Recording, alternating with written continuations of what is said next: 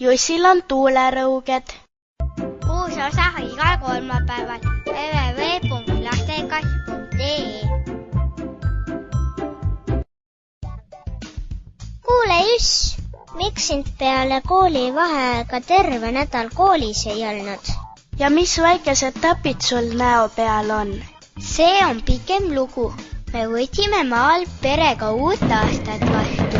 Järsku ma tundsin, et käte pealt hakkab sügelema. Ma läksin sauna vaatama, mis toimub. Kui ma riidest lahti võtsin, siis avastasin, et olen üleni väikeste punnidega kaetud. Mu käed, jalad, keha ja isegi nägu olid punase täpilised. Ja see kõik sügeles väga palju. Ema, mis minuga lahti on? Ma arvan, et sul on tuulerõuged. Tundub jah sedamoodi olevat. Kas on väga ohtlik haigus? Tuulerõuged on laste hulgas päris levinud nakkushaigus. Ka mina ja ema põdesime selle väiksena lasteaias läbi. Aga miks teil rohelised täpid olid? Neid punne määritakse briljantrohelisega. See puhastab ja kuivatab katkisi kohti ning vähendab sügelust ka. Ma mäletan jah, et olin nagu väike täpiline tulnud kas teiselt planeedilt. Aga kus kohas ma selle haiguse küll endale sain? Eks ikka jõulude paiku koolist. Aga koolis küll kedagi täpilist ei olnud. Selles see asi ongi, et haigestunud laps on nakkusohtlik juba paar päeva enne seda, kui punnid ilmuvad. Teistele annab ta viirus edasi kas aevastades või ka riiete kaudu. Aga ma olin ju jõulude haige kuni tänaseni täitsa terve.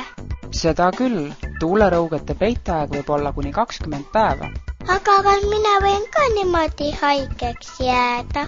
Võid, aga ei pruugi. Mida väiksemana tuulerõugetesse jäädakse, seda kergemat haigus tavaliselt kulgeb.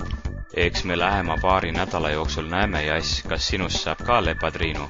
Mina küll ei taha lepatriinuks muutuda. Mingeid põnne ma ka ei taha. Mina tahan hoopis enda soodaraketti laska, mida jõuluvana mulle tõi. Mina ei taha, et Juss seda üksi laseks. Rahu, ega te ei või kumbki seda ise lasta, see on ohtlik.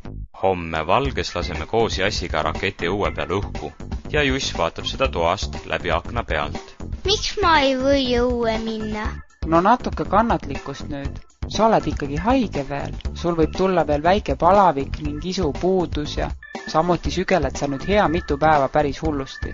Ah soo, mis mu lumekindluse ehitamise siis saab?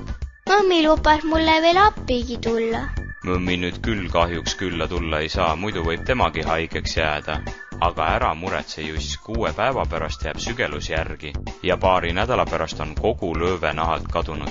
Aga kuidas ma kooli lähen? Kooli lähed siis, kui arst lubab. Su enesetunne peab hea olema ja löövet ei tohi enam olla. Mina olin ka terve jõulude täpilisena kodus. Sobisin hästi kuusepuuga. Õnneks on tuulerõuged selline haigus, millesse teist korda ei jää. Aga mis sellest soodaraketist sai? Järgmisel hommikul luges isa pakendi pealt juhendi hoolega läbi. Ta pani raketi sisse äädikat ja soodat. See oli raketi kütus. Siis pani ta raketi maha ja läks kiiresti eemale Jassi juurde. Rakett lendas väikse plaksuga õhku hästi kõrgele. Mul oli päris lahe seda läbi akna vaadata. Elas kordub muinasjutt sai läbi. Lapsed, sellised mänguasju kasutage ainult täiskasvanu juuresolekul. Need on ohtlikud ja valesti kasutatuna võivad nad viga teha. Aga õigesti kasutatuna on neist palju mängurõõmu. Kasutage bürotehnilisi mänguasju ohutult.